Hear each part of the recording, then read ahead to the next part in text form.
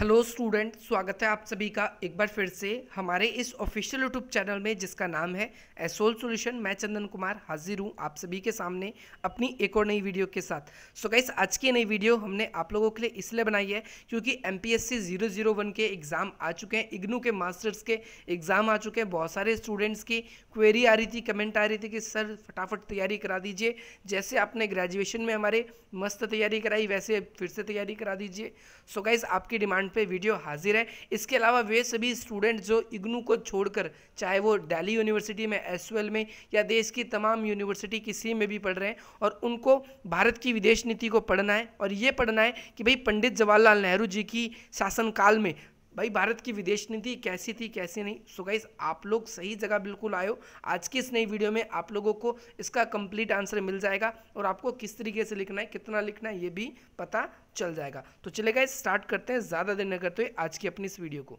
So guys, आप लोगों की अगर कोई भी क्वेरी है रिलेटेड टू स्टडी तो आप लोग हमें यहाँ पर हमारे इस ऑफिशियल इंस्टाग्राम की ID पे हमसे पूछ सकते हैं। यहाँ पर हमारी टीम में से कोई ना कोई आपकी जो प्रॉब्लम है उसको रिसॉल्व कर देगा।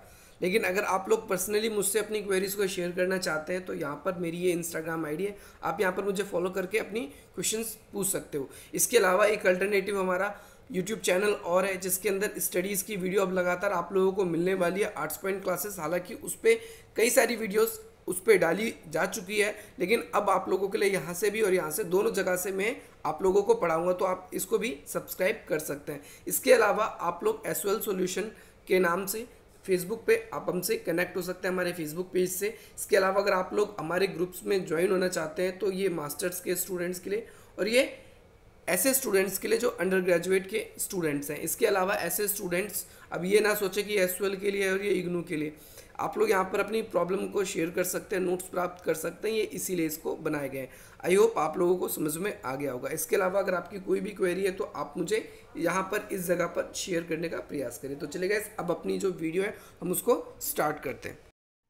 सो गाइस, सबसे पहले आप लोगों को ध्यान रखना है, यहाँ पर आप लोगों को कोई भी क्वेश्चन कर रहे हो आपको उसका इंट्रो लिखना है, परिचय लिखना है। तो यहाँ पर आप सभी जानते हैं कि भाई भारत ने अपनी विदेश नीति कब निर्धारण करनी शुरू कर दी, कब से भारत ने अपनी खुद की विदेश नीति अपनाने शुरू कर दी? जब से भारत को आज़ादी मिली। इससे पहले हमारी फॉरेन पॉलिसी, किस देश से संबंध बनाए जाएंगे, किस देश को हम अपने व्यापारिक वस्तुओं बेचेंगे, किस देश से हम कुछ हथियार खरीदेंगे, किस देश से कैसे रिलेशन रहेंगे, ये सब ब्रिटिश सरकार ही तय करती थी।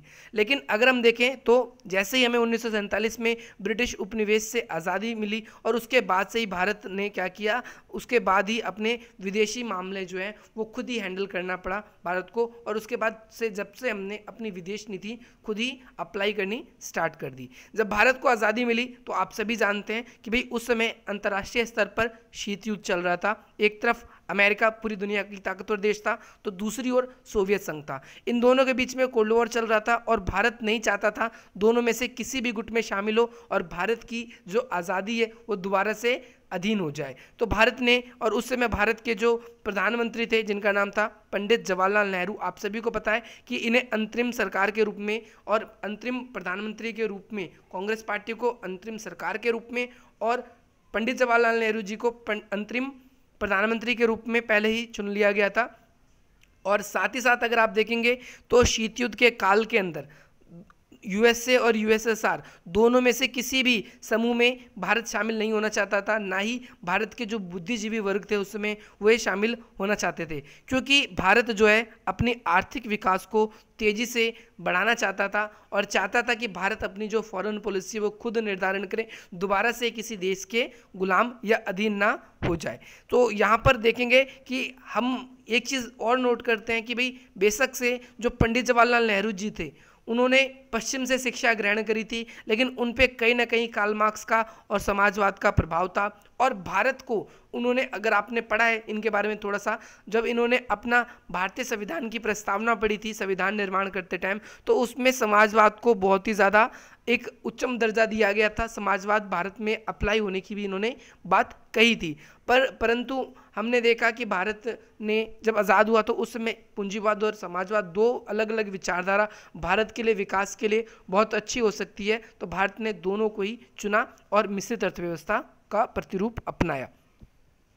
यहाँ पर हम और चीज़ भी देखेंगे कि जो नेतागण थे उस समय के, वो चाहे नेहरू रहे या फिर उनके अलावा, वो सभी के सभी क्या चाहते थे, भारत स्वतंत्र अपनी विदेश नीति का संचालन करें, वह दोनों गुटों से दूरी बनाए रखें। और इसके चलकर आगे उन्होंने क्या किया था, नेम की स्थापना करी। नेम आखिर क्या था, NAM, नेम। नेम का मतलब है नॉन अलाइनमेंट मूवमेंट, यानी गुट निरपेक्ष देश। ये देश जो गुट निरपेक्ष थे उन्हें ही नॉन अलाइनमेंट कहा। ओके, तो यहाँ पर हम देखेंगे कहीं ना कहीं जो पंडित जवाहरलाल नेहरू जी थे वो अंतरिम प्रधानमंत्री बने, और उन्होंने ना केवल प्रधानमंत्री का पद बल्कि उस समय विदेश मंत्रालय भी इन्होंने ही संभाला, विदेश मंत्री भी यही थे। तो इन्होंने कहीं ना कहीं इनकी जो सोच थी वो भारत की विदेश नीति पर हावी रही। सबसे पहली बात, जो नेहरू जी की विदेश नीति के शासनकाल में इन्होंने जिन बातों को तरज्जु दी या सबसे आगे रखा उसमें था उपनिवेशवाद और जातिवाद को समाप्त करना। दूसरी बात, शक्ति के गुटों से आज़ादी, यानी किसी भी शक्ति के हाथों द्वारा केंद्रित नहीं होना।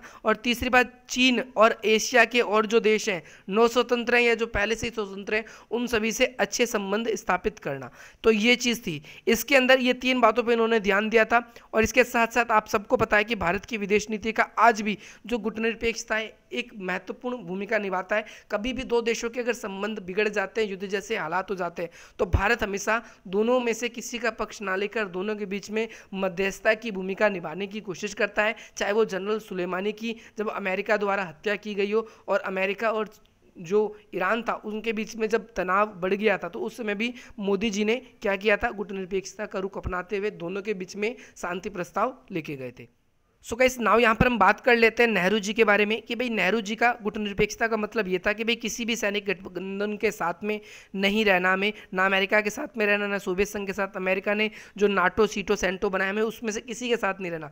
दूसरे विश्व युद्ध के समाप्त होने के बाद में अमेरिका और सोवियत संघ ने अलग अलग संधि करी। अमेरिका ने नाटो बनाया, नाटो का पूरा नाम क्या, नॉर्थ अटलांटिक ट्रीटी ऑर्गेनाइजेशन, उत्तर अटलांटिक संधि संगठन। ये बनाया ताकि वो क्या कर सके, सोवियत संघ के हमले का जवाब दे सके, या सोवियत संघ अगर किसी देश पे हमला करता है उसके जो भी मित्र देश हैं तो या फिर उन पर वो भी सिकंजा कस सके। इसके साथ इसके जवाब में सोवियत संघ ने एक वार्सा पैक्ट बनाया, वार्सा समझौता किया, और इसमें पूर्व के देश शामिल हुए। इस तरीके से हम देखेंगे कि भाई गुटनिरपेक्षता के देश अपने हितों को साधने के लिए उन्हें एक ऐसा भारत जैसे देशों को, या जो नव स्वतंत्र देश थे, अगर वो किसी भी गुट में शामिल होते, चाहे नाटो में, सीटो में, सेंटो में या फिर वार्सा पैक्ट में, तो उनकी आज़ादी कहीं ना कहीं छीन सकती थी।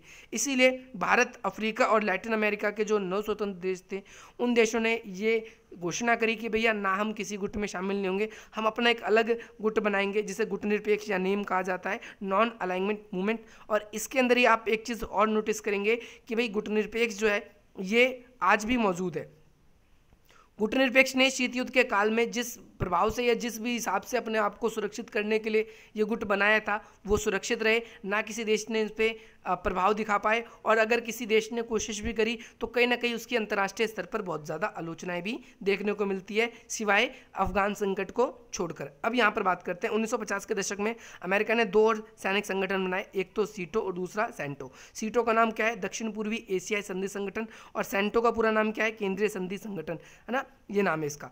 खास तौर पर अगर हम देखें तो सोवियत संघ ने साम्यवादी गुट से लड़ने के लिए, सोवियत संघ के साम्यवादी गुट से लड़ने के लिए बेसिकली इन दोनों को बनाया गया था। सॉरी, आप ये ध्यान रखना कि सोवियत संघ का जो साम्यवादी गुट है, सोवियत संघ ने वार्सा पैक्ट बनाया था, तो इनसे लड़ने के लिए, क्योंकि एशिया के क्षेत्रों में अगर आप देखेंगे मैप में सीटो कहाँ पर और सेंटो का है, तो केंद्रीय संधि संगठन अफगानिस्तान के आसपास जब सोवियत संघ का प्रभाव बढ़ने लगा था तो अमेरिका ने वहाँ पर सेंटो बनाया। दक्षिण पूर्वी एशिया जहाँ पर आसियान के देश हैं आज, वहाँ पर जब सोवियत संघ का प्रभाव बढ़ने लगा था तो अमेरिका ने वहाँ पर सीटो बनाया था। इसीलिए आई होप आपको ये क्लियर हो गया होगा।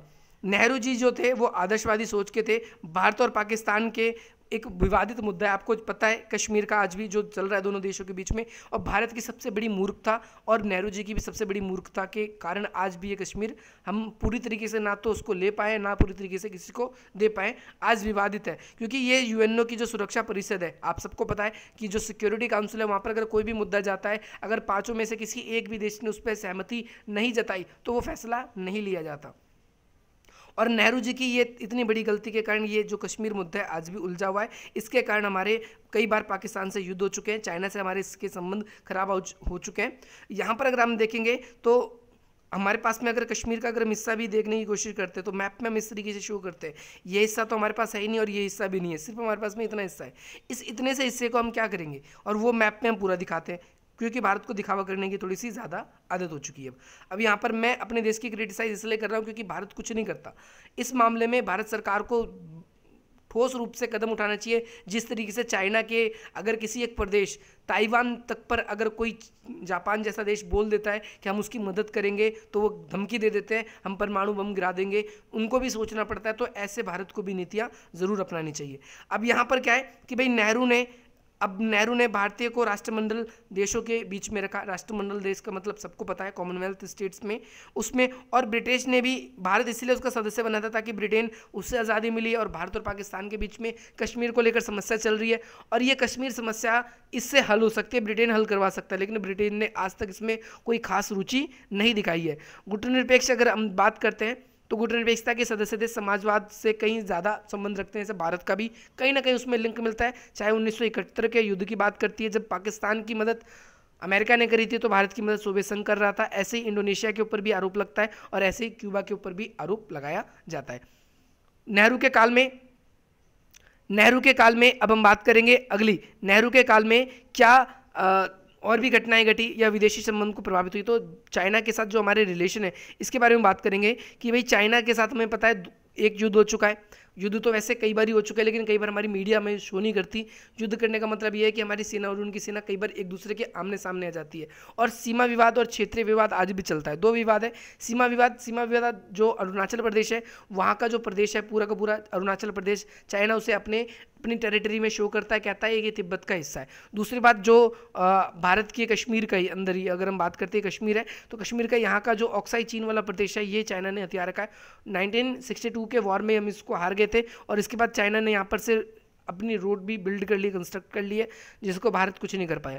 इसके साथ साथ अगर हम बात करते हैं तो नेहरू जी ने चाइना से विवाद सुलझाने के लिए क्या है बल प्रयोग सुलझाने बल की प्रयोग का नहीं किया। आप समझिए कि भाई नेहरू ने बल का प्रयोग नहीं किया बल्कि बातचीत से मामले को सुलझाने की कोशिश करी, परंतु ये बेकार रहा। सो गाइस अगर आप देखेंगे इंडिया और चाइना के रिलेशन अच्छे होने के लिए आप देखेंगे तिब्बती क्षेत्र में जो व्यापार होता है इंडिया का, उसके साथ में दो चीज़ें हैं कि भाई 1954 में एक समझौता भी हुआ था जो कि चाउ एन लाई और भारत के जो हमारे पीएम है पंडित जवाहरलाल नेहरू इनके बीच में हुआ था। 5 सिद्धांतों पे हस्ताक्षर हुए थे, इसीलिए इसे पंचशील समझौता कहते हैं। 5 सिद्धांत कौन से थे ये आप देख सकते हैं। परस्पर सम्मान, आंतरिक मामलों में हस्तक्षेप, समानता, शांतिपूर्ण, ऐसे सिद्धांत इसके अंदर शामिल थे। परंतु आप देखेंगे कि चीन ने इस बात को नहीं माना और चीन क्या करता है कि चीन ऑक्साइन वाला जो क्षेत्र है इसको कब्जा लेता है।